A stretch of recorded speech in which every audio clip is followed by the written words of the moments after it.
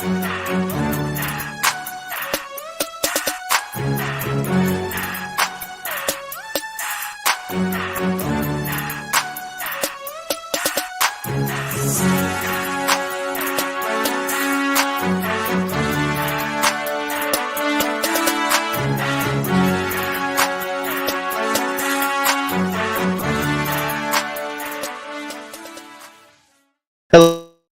welcome back to Circling Seattle Sports on Converge Media. I am your host, as always, Charles Hamaker.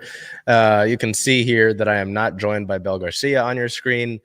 Bel and Matt Bermudez are one of our photographers, and the couple there, their dog Rod is currently dealing with some sort of pretty serious health-related issues. So we want to, make sure that we're keeping our thoughts with Bel and Matt and Rod there. So obviously a pretty serious situation. Bel will join us whenever that time is right.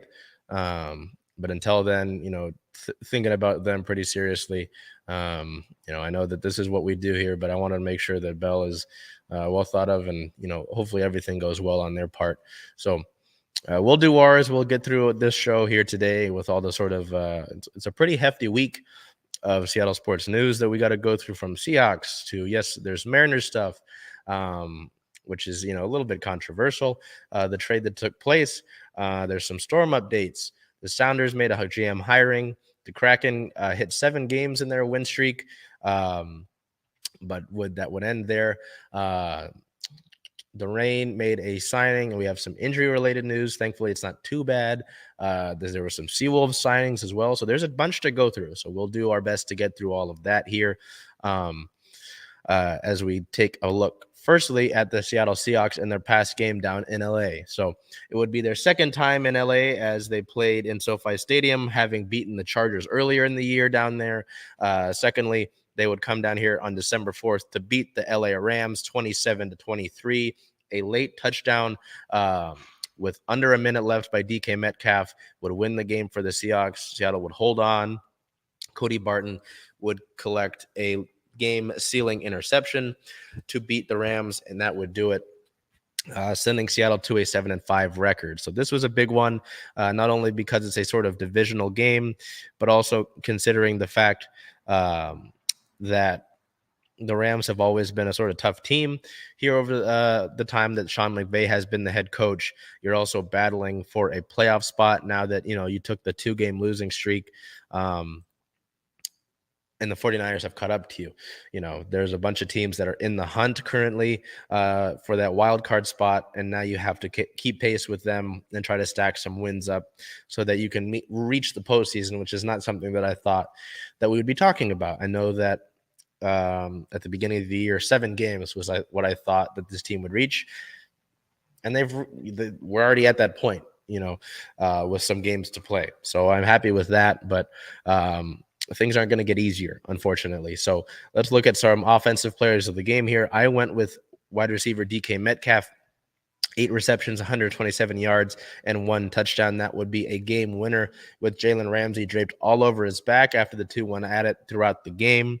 Bell went with Geno Smith, completing 28 of his 39 attempts, 367 yards through the air. That's the 7th time in Geno's career that he has topped 300 passing yards in a game.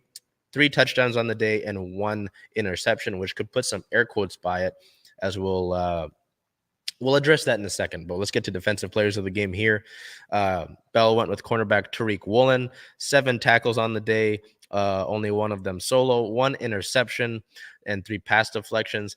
Woolen, with his 6th pick of the year, sets a rookie franchise record for interceptions. I went with outside linebacker Uchenna Nwosu, 4 solo tackles on the day, 2 sacks. 7 sacks would be a lot. I'm looking at 7 tackles for Woolen. Nwosu had 1 tackle for loss and 3 QB hits. So let's just look back here. We'll look at offensive and defensive, just a quick reflection on those. I thought that DK, had a big game. He had 110 yards for receiving throughout that 4th quarter, and to get that final one on Jalen Ramsey, of all people, was a pretty big deal. I'm sure not only for the team to get the touchdown, but for him and the battles that he has had with Ramsey. Geno played a great game, Pocket did not give him much to work with. He was under duress a lot against, again, a D-line. The Rams were without Matt Stafford, Jalen Ramsey. Their O-line was banged up. They had a bunch of injuries on that team, and they still pushed Seattle to the brink. I think that's more indicative of it being a divisional opponent, and Sean McVay's the coach, so it's going to be a tough game. I know a lot of Rams fans were like, "Oh, you should have beat us. You beat our practice squad." At the end of the day, these are still divisional games, and it's still the NFL. So there's still going to be a lot of tough games to play. But at the end of the day, Seattle got the win, so that's all that matters. On the defensive side of the ball, Uchenna continues to be a menace off the edge for this Seattle team. A really solid free agent signing. It feels like we say that every week. Tariq Woolen continues to improve. Sets a rookie franchise record for interceptions with that 6th pick. He no doubt had a busy day as well, with the Rams offense still being pretty pass heavy. So happy with this win in terms of everything that took place. Seattle did lose a few running backs in this game, as Ken Walker and DJ Dallas had to leave the game with injury, putting Tony Jones Jr. into the game, a name that you have seen on this show in the inactives list. But it was important. He played some important snaps, and that's where we get to this interception that Geno Smith threw. So with both Walker and Dallas injured, Tony Jones Jr. had to take a lot of the snaps, and they used him pretty heavily. It's not like, okay, we're down to our 3rd running back on the depth chart today. We got to avoid him. They gave him the ball. They ran the ball. They threw him the ball. It was kind of surprising. There was one play, though, where Jones Jr. caught a pass from Geno Smith, and Bobby Wagner basically just ripped it out of his hands. Bobby had a big game. Can't avoid that. Bobby Wagner had a big game for the Rams. He had 2 sacks in the first half. He had the interception to get the Rams the ball back when they were down by 4 points. So he had a big game, and you can understand that it meant a lot for him. He was very excited throughout the game, very animated, as was Jalen Ramsey, but that's to be expected. So just happy that Seattle got the win. But yeah, you could tell that meant a lot to him, and I can only imagine what that sort of reaction will be when he returns to Seattle. So it was a big game. It was a big game. Like I said, with the 49ers still at the top of the NFC West, beating the Dolphins over the past week. They did lose Jimmy Garoppolo to injury, and we'll look at that in a little bit when we get to league-related notes. But you look at the other teams in the wild card, you've got some ground to make up. You've got some things to get over. You got to catch up a little bit here if you want to make the playoffs. The Broncos lost again, so your pick there improves still, but it's an uphill battle, and especially with all these injuries that we saw, and we'll look at that here in a second. It's not going to get much easier. It's not going to get much easier. You're going to have to deal with what you've got. We're getting into the late stages of the season. Guys are going to be banged up. You're going to have to find ways to win. You're going to have to find ways to win. Simple as that. So we'll look at sort of injury-related things here and roster moves. Firstly, the inactives list against the Rams: wide receiver Penny Hart, cornerback Artie Burns, running back Travis Homer, tackle Jake Curran, defensive end LJ Collier, defensive tackle Miles Adams, safety Jonathan Abram were all inactive against the Rams. Yes, we'll get to that Abram name in a second.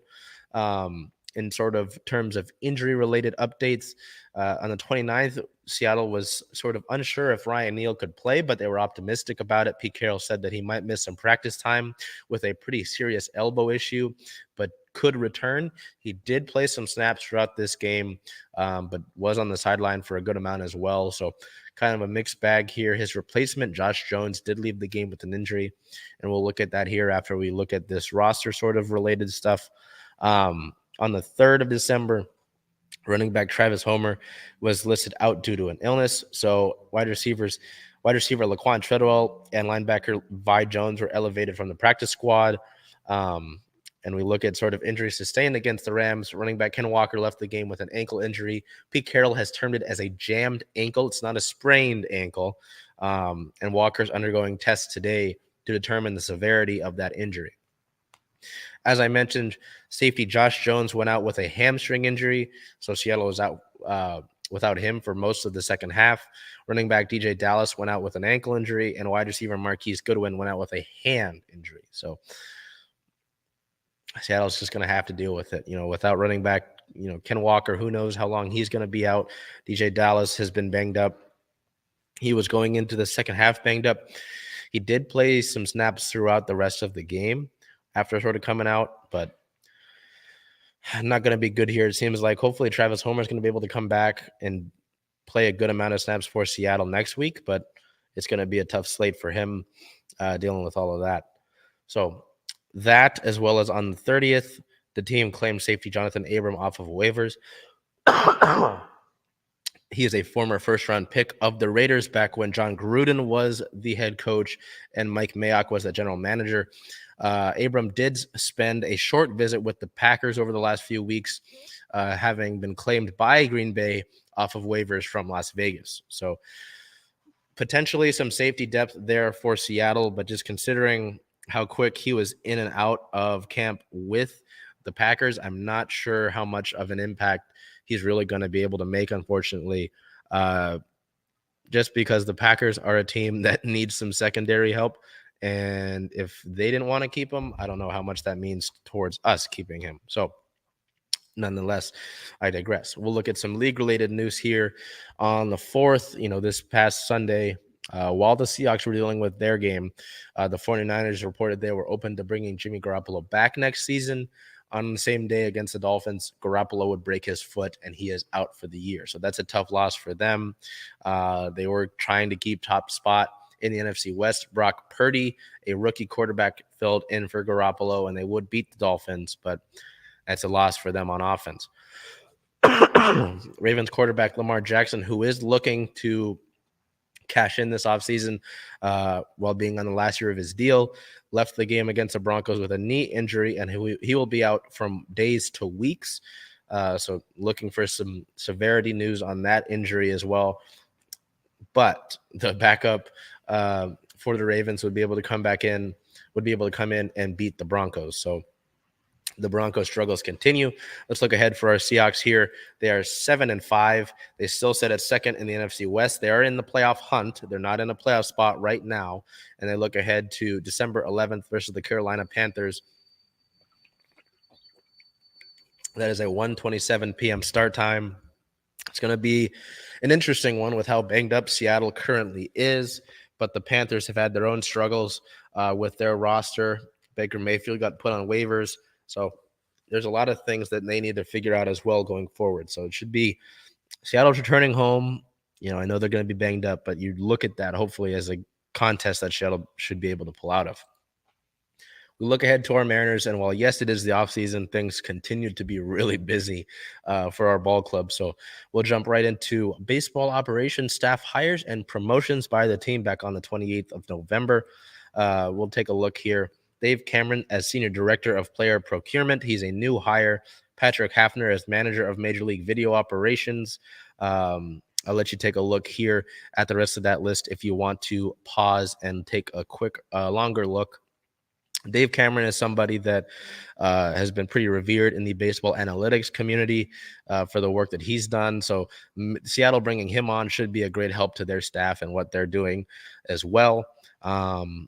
But yeah, you look at a lot of the list here, you're hoping that this group of people, with the major league clubhouse managers, senior analysts, lead analysts, data strategists, that this just makes the Mariners better and helps push them forward going into next season, looking to build off of last year's playoff appearance and advancement to the ALDS. So from there, we've got some smaller news that took place on the 28th as well.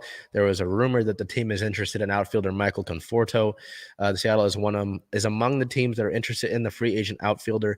Conforto did not play last season due to a shoulder injury in the offseason before that. He had some chances to sign with the Astros, and he declined that deal. He is a native out of Redmond, so that'll be interesting to see if Seattle takes a flyer on him. But with the moves that they're making, I don't know. I'm not sure if this is something serious that they pursue as we get closer to spring training. Also on the 28th, the team signed relief pitcher Trevor Gott to a 1-year deal. He's a right-hander. I view this just more as a sort of another guy that Pete Woodworth and the coaching staff can work on out of the bullpen. This just seems like one of those things. I know that this was a move when the team acquired the player out of Kansas City. A lot were like, oh, he's going to be the same deal, and then he got put on waivers. So it will be interesting to see if Trevor Gott, who had some interesting stats this past season, ends up in the bullpen for the Mariners. So moving on here, on the 30th of November, the team promoted Andy McKay to assistant general manager.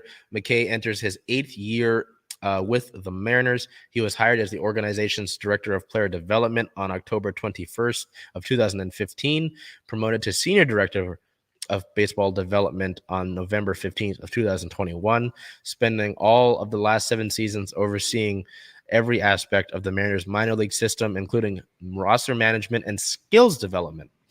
So this is a big deal for McKay, obviously, to get this sort of position with the Mariners. Has spent a lot of time with the minor league guys.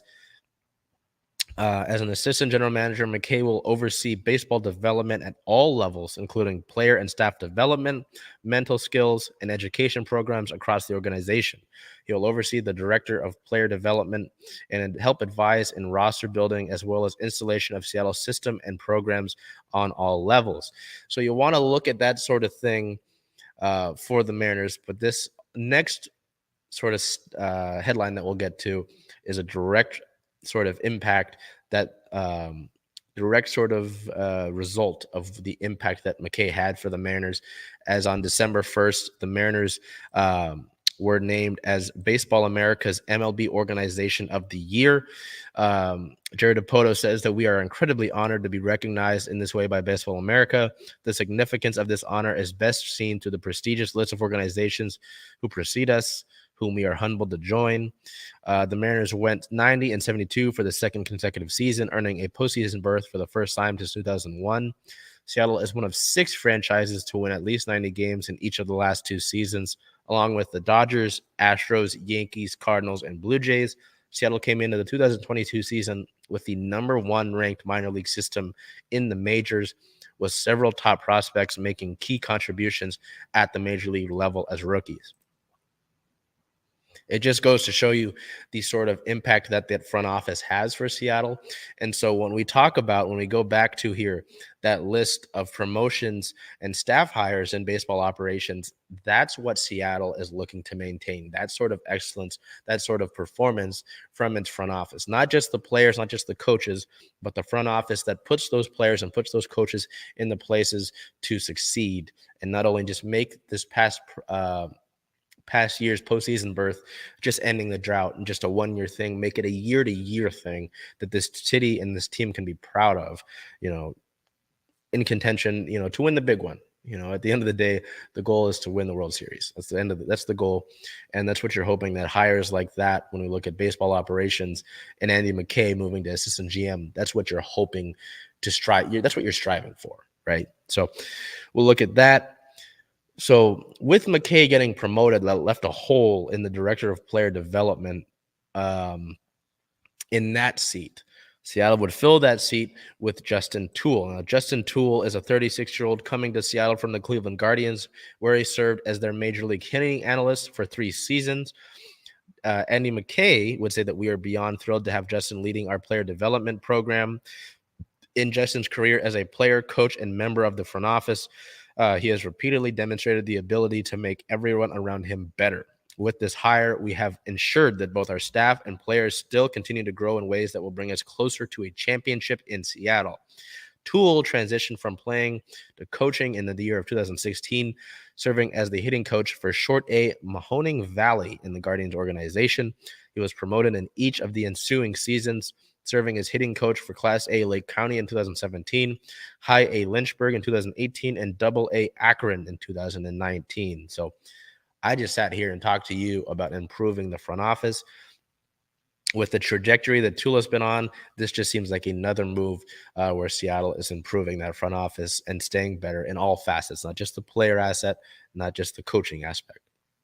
So we talk about that. We talk about all this front office stuff. On the 2nd, the team traded for second baseman Colton Wong after sort of, circling the wagons a few times on the guy throughout the past few months. So the official deal is that the Brewers receive left fielder Jesse Winker and infielder Abraham Toro. The Mariners receive second baseman Colton Wong. Wong is a 32-year-old who appeared in 134 games with the Brewers this past season, batting .251 with 65 runs, 24 doubles, 4 triples, 15 homers, 47 RBIs, 46 walks, and 17 total bases. He would be getting on base, at a 339 clip, slugging .430 with a 770 OPS and a 118 OPS plus. He is a left-handed second baseman, winning Gold Glove honors back-to-back seasons with the Cardinals in 2019 and 2020. So the Mariners did get that and cash considerations. Jerry DiPoto said, "We have long coveted Colton's well-balanced all-around game. He also brings veteran leadership and a winning pedigree that will make a difference for us both on and off the field." So just sort of listening to General Manager Justin Hollander in the press conference after this move was made, it sounds like Wong is going to be the second baseman for the Mariners here. I know that there was talk about the Mariners being interested in those 4 shortstops, potentially moving one from shortstop to second. Trey Turner just got signed by the Phillies today, so take him out of that running. I know a lot of people wanted Trey Turner. I'm not mad at this move.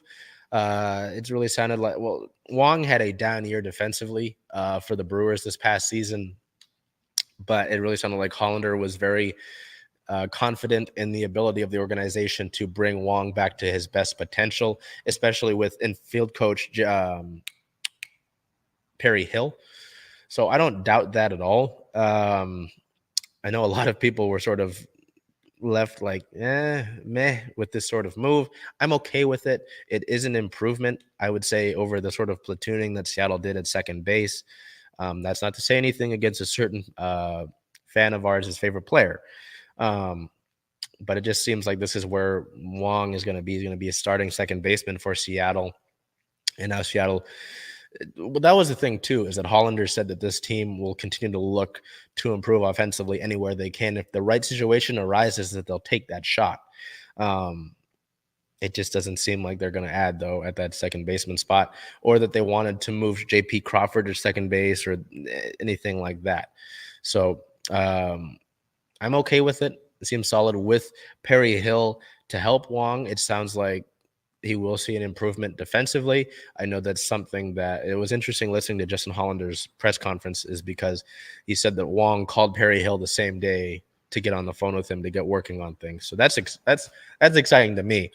And he's Filipino, so it's good to see that Filipino representation on the Mariners. I'm excited for it. I'll take it. But I think the Mariners did get better. I think they got better. I'm not mad at the move. I don't think it's the worst thing in the world, but there's still some boxes that Seattle needs to check off before we head to training camp in 2023. So we'll look at some league-related notes. On the 28th, Miguel Cabrera announces that he will retire after the 2023 season. So there was some uncertainty if this past year was his last year or if he'd do it next year. We find out that Miggy will wrap things up at the conclusion of the 2023 season. So there's some free agency updates. Aaron Judge, the Yankees could offer Judge $300 million and could go higher depending on competing bids. Judge reportedly is making a decision soon. The free agent could decide on a new team within the week, as the Yankees and Giants have 50-50 odds to sign the slugger. Jacob deGrom on December 1st at 3:46 p.m. The Mets believed that Jacob deGrom wants to stay and he won't go elsewhere. The next day at 5:07, it would be announced that deGrom signed a 5-year, $185 million deal with the Texas Rangers.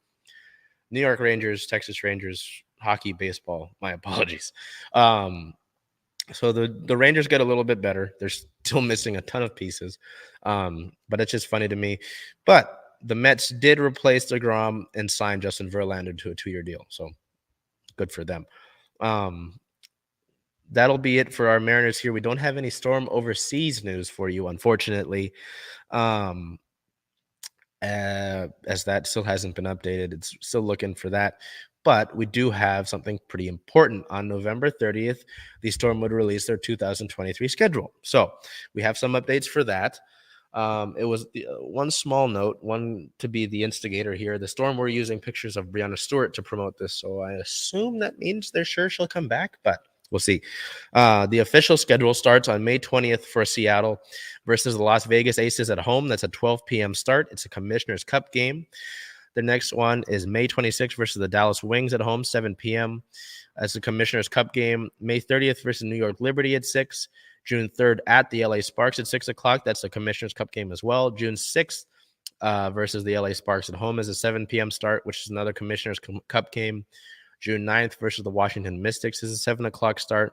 June 11th versus the Washington Mystics is a 3 p.m. start. June 13th at the Mercury is a 7 o'clock start, a Commissioner's Cup game. This is a lot. So this, if you need to pause, this is the first half of the season. Pause and look at that. And then the second half of the season here, Commissioner's Cup games end on June 29th versus the Lynx. So that's the last time you'll see that. It's a 40-game season. It's the first time in WNBA history that they will do that. Some other schedule notes. The WNBA season begins on Friday, May 19th with 4 games. The campaign concludes on Sunday, September 10th, followed by the WNBA playoffs.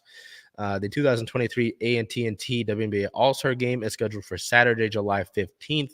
More of that information on the All-Star Game, including where the location of the game will be, is to be announced later. Similar to last season's schedule, the Storm play 11 of its first 16 games at home. After that, Seattle ends the season with 15 of its final 24 games on the road, including 7 of its last 9. Seattle's longest homestand is 4 games from August 8th through 18th as the Storm hosts Connecticut, Atlanta, Phoenix, and Minnesota. The Storm has 2 separate 4-game road trips from July 6th through 12th and August 31st through September 8th. Seattle has just 1 back-to-back set of games on the road this season, but it is a tough one as the Storm play Washington on July 11th and then head down to Atlanta on July 12th. Both games are scheduled for 7 p.m. Eastern time. Month by month, home and away games. So May will have 3 home games and 0 on the road. June will have 7 home games, 5 on the road. July will have 3 home games, 7 on the road. August will have 6 home games, 5 on the road. And September will have 1 home game and 3 road games. The TV and streaming schedule will be announced later and closer to the start of the season. So it's a long schedule. It's good to see that, though, just so there's possibility for more of these games to be put nationally in terms of broadcast stuff. Obviously, we still need to get that later on. But as I've said through this offseason and when the series against the Aces ended to end Seattle's season, it's a big offseason for the Storm, who have few players under contract. It's a big free agency. Again, will Breanna Stewart even decide to play in the WNBA, let alone returning to the Storm? Who does Seattle add at the point guard spot to, complement Jewel Lloyd at the 2? Do you give Ezi Magbagor the reins to just be your starting center throughout the year, as she was having a great start to the 2022 season? Who do you add to round out the bench for the Storm? These are a lot of big decisions that need to be made this offseason by Noelle Quinn and the front office. It's a big offseason, in the draft, let alone the free agency period. Are you going to be able to get rookies that will impact this team in the 2023 season? So that's something that we still have to look at and get through when free agency really starts to kick off, and to look at that before we get to camp in May. So, in league-related news here, we do have an update on Brittney Griner. So GRINER, over the past few weeks, has been moved to a penal colony as opposed to any of these sort of jails that Russia had her in. GRINER is barely being treated with human decency in the worst penal colony in Russia, working 16-hour workdays. Prisoners sew uniforms for the Russian army and police, getting injured because of the outdated equipment that they're using. Beatings and torture are common. Medical care practically does not exist. It is currently unknown if Griner will be given a bed that will accommodate her height. So those are the sort of conditions that Brittney Griner is currently dealing with, as effectively, day in and day out, we don't hear much about this.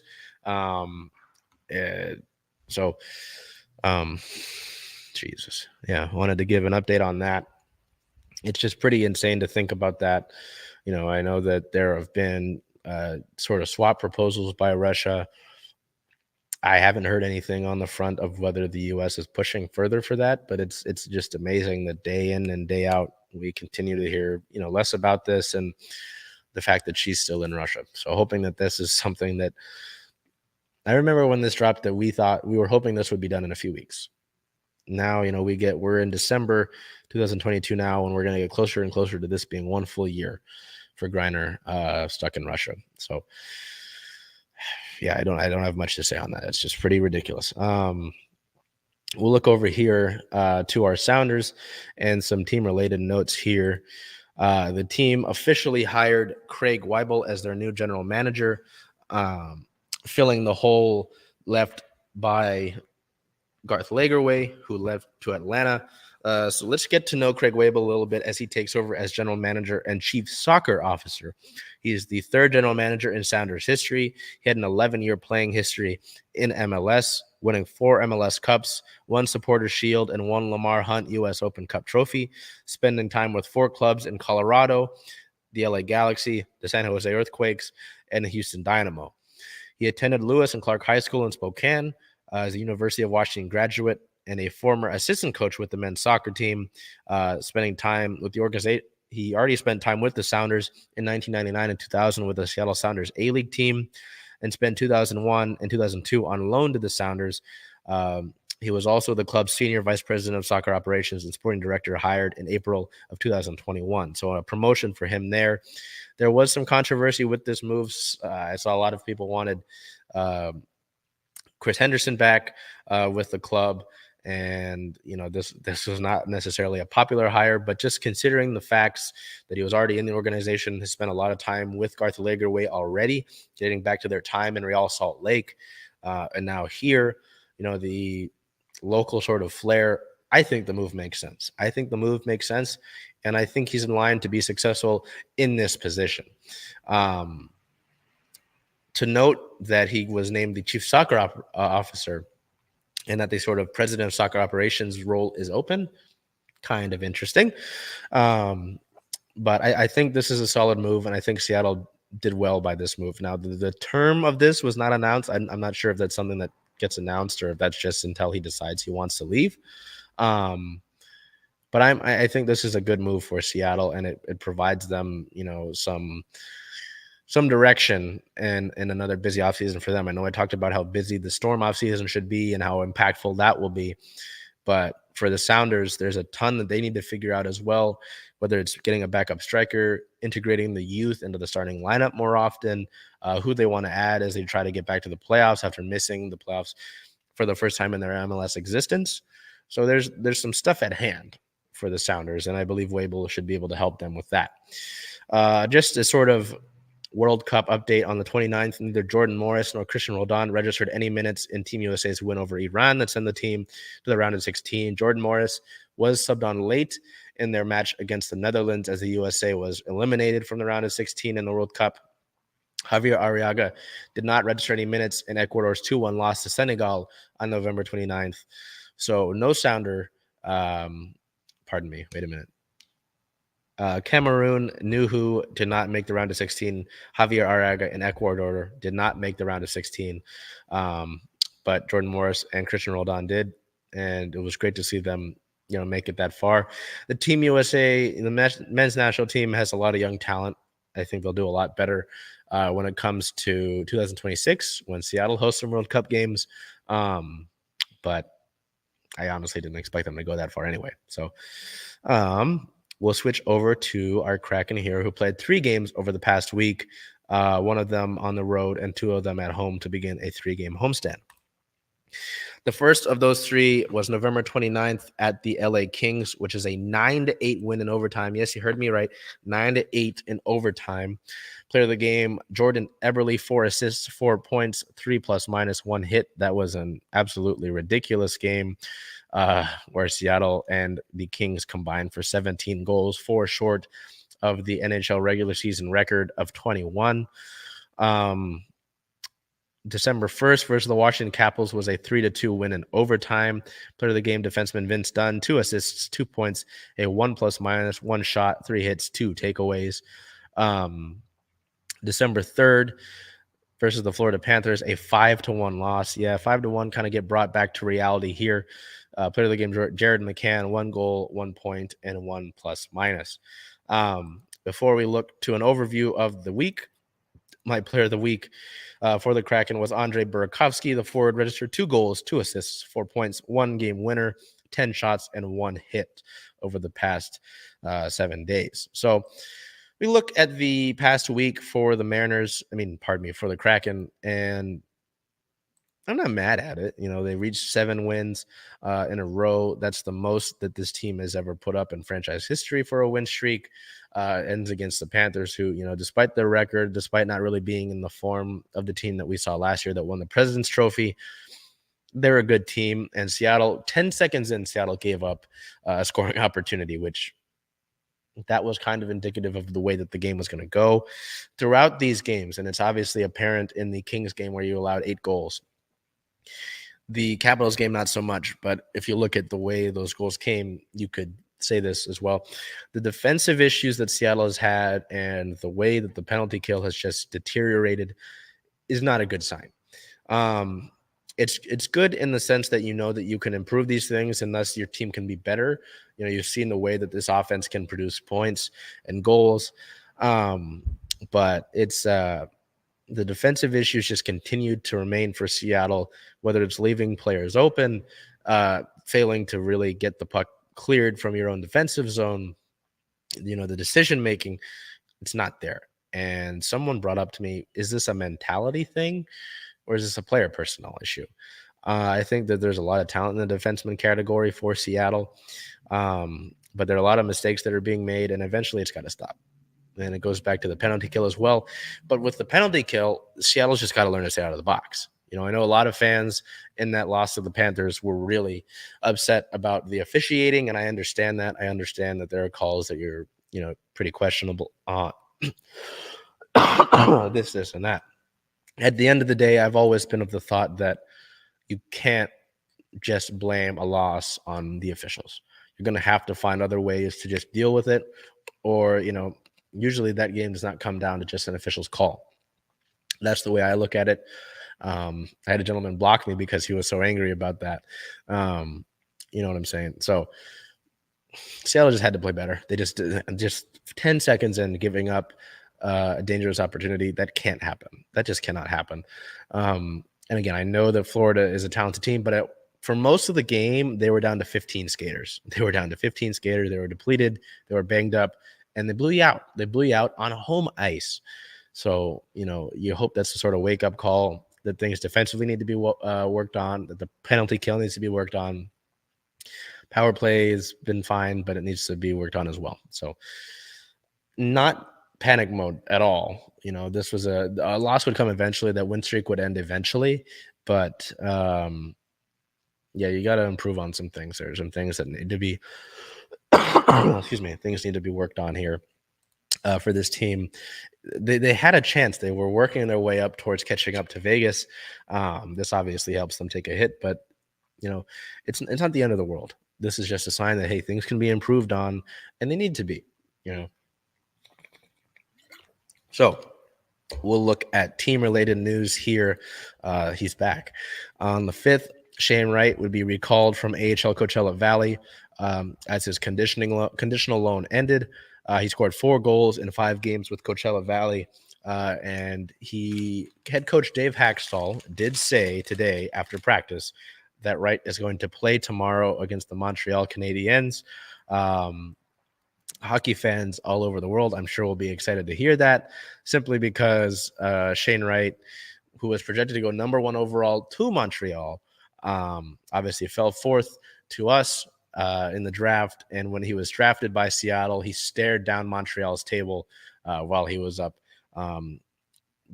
being announced as the pick. So that should be interesting, surely, not only for that matchup, but also for Wright to get some playing time fresh off of that loan with the Firebirds. So that's really good to see, and I'm excited to watch that tomorrow when that puck drops. So we look at some league news here quickly before we get to upcoming for our Kraken. On the 28th, the Vancouver Canucks are in hot water. Rachel Doerrie Vancouver's former analyst and assistant to the video coach filed a human rights complaint against the team. She alleges discrimination from Canucks assistant GM Emily Kosingway. Following her the promotion within the Canucks organization, Dory shared a news article about herself on social media. Kosingway then called her to speak, and the former said that Dory had inappropriately spoken to the media about her promotion, adding, "You're not important enough to be cared about." Other quotes include, "No one in the media is your friend, and I don't know if you have what it takes to do the job mentally." That's pretty rough if you're Vancouver. So I won't have too much to say on that. As we look ahead to the up next category for our Kraken, they are 15 wins, 16 losses, 3 overtime losses on the season, totaling 33 points. They are second in the Pacific Division. Looking ahead, December 6th versus the Montreal Canadiens at 7 p.m. Pacific time as the team wraps up a 3-game homestand at Climate Pledge Arena. December 9th at the Washington Capitals at 4 o'clock Pacific time, and December 11th at the Florida Panthers with a 3 o'clock start time on the road. So we will switch over here to our OL Reign news. On November 30th, it would be announced that PHALLON TULLIS-JOYCE left her training with Olympic Lyon early due to injury. The goalkeeper was with the parent club of the Reign just to continue her offseason training, having originally scheduled to be there through December 12th. Her trip was cut short as she is quote-unquote injured, but there is nothing serious about the injury. Now, I know that this whole thing gives people were worried about it when it was announced that TULLIS-JOYCE was going to OL to train anyway. Thought maybe that she'd be going to that club, but it was put out there that she's just there to train through the off season. As the article from OL said, she was on her holiday. So I don't see anything wrong in that, going off to get some more training in the off season, especially coming off of a great year. You want to just improve, right? There was concern when I saw that there was an injury, but when it was kind of deemed that it's nothing serious and it's just more, it seemed to be more of a precautionary thing, I felt a little bit better about it. So hoping Fallon's doing all right. Fallon, if you can see this, I know you follow us on Twitter, hoping everything's okay and that there's nothing too serious about that. And team-related news, on the 1st, the team signed midfielder Marley Canales through the 2023 season. Canales was one of the few players that Seattle had been unable to reach that with when they picked up a bunch of options a few weeks ago. They finally get that done, signing her through the 2023 season. Canales said, "I would like to thank Nick Pereira and Laura Harvey for this opportunity. My first season with the Reign was an unforgettable year of growth and development. I learned so much from our coaching staff and the veterans, and I am thrilled to be back once again." Canales made her professional debut last season, appearing in 4 regular season games, starting 1. The 25-year-old finished the 2023 season with 1 shot, 2 duels won, and 12 successful passes in 80 total minutes played. Additionally, the San Diego native helped the Reign win the Women's Cup after starting in the semifinal and appearing in the final. The Reign originally selected her out of UCLA in the 2022 NWSL draft as the 47th overall pick. So it's good to see Canales get extended there. There's a lot of that draft for the Reign was a pretty solid one. And there's a lot of young talent for this Reign team to continue to work with. You know, obviously you think of this Reign club, you think of a lot of well-established veterans, you know, like the OGs and Rapinoe, Barnes, and Fishlock. Rose Lavelle has been with this club a few years now, but is obviously a pretty veteran player. But you look at, you know, like Canales and Van der Yacht, and Olivia Athens. There's a lot of younger talent in this club, and I'm excited to see that grow as not only, you know, with this coaching staff, with Laura Harvey, but also with the veterans that are, you know, in their respective position groups, you know, with Canales and Van der Yacht and Athens being able to learn from players like Rose Lavelle, like Jess Fishlock. It's pretty solid opportunity, I would say, for them. And excited to see as that continues. And really excited to just get back to NWSL stuff. I know that there was some framework announced for their season, but I'd like to know the official schedule already so that we can get back to Lumen Field for that. So, some not so cool stuff in league related news. The Portland Thorns owner announces that he will sell the team. I see not so cool. The owner's not so cool. It was announced that Merritt Paulson will sell the Portland Thorns, but remain owner of the Portland Timbers, aiming for a sale of $35 to $50 million. The next day, the Thorns head coach would resign. Ryan Wilkinson left the Thorns after a friendship with one of her players reportedly turned into more complex emotions. Players reportedly asked for this resignation. Excuse me. The NWSL commissioner, Jessica Berman, made a statement regarding the move, saying, "I support Merritt Paulson's decision to sell the Thorns. He has a commitment to aid in a smooth transition for a new ownership group in Portland and the $1 million contribution to the league. This money will be used to launch a new NWSL player safety department. Coming out of this chapter in the NWSL's history, we will emerge stronger than ever before and make this a league the players are proud to play in. The Thorns, its players, its dedicated fan base, and the entire Portland community have played a key role in our league's first decade and are critically important to the future success of the NWSL. We will continue to work collaboratively to ensure the players and the club have everything they need to be successful on and off the pitch," which is pretty interesting. It's good to see that Paulson will be out of this, but unfortunately with the Timbers and Thorns already share a lot of facilities. It's not necessarily, it's a bad situation for the Thorns currently. So unfortunate for that. And I'm just hoping whoever takes over for the Thorns, is able to help sort of push out any sort of that poor ownership left by Paulson. In other news, the U.S. women's national team pay equity will come into play with the U.S. men's national team advancement to the round of 16. So a landmark equal pay structure that was announced a few months ago comes into play for the national teams, as the U.S. women will collect $6.5 million from the U.S. men's knockout round berth. So that's good to see that. I know that there was talk about that equity contract being signed a few months ago, but to see it come into play now it's really solid to see there. We move over here to our Seawolves here, who announced a few signings over the past week, including that of former number 1 overall pick Connor Mooneyham for the 2023 season. The 6-foot, 26-year-old wing out of Rockland, California, is a graduate of Life University. He made MLS history when he was selected as the number 1 pick in the inaugural 2020 MLR Collegiate Draft. In his first 2 seasons, Mooneyham made a strong impact in the starting lineup for Austin and was named to America's Rugby News Team of the Week 3 times, being awarded MLR's Try of the Week once. Mooneyham began playing rugby when he was 12 years old in Northern California. At Life University, he led the team to win the 2016 and 2018 D1A Collegiate Rugby National Championship. He was named to the Collegiate All-American Second Team and was part of the D1A First Team All-Mid-South Conference in 2020.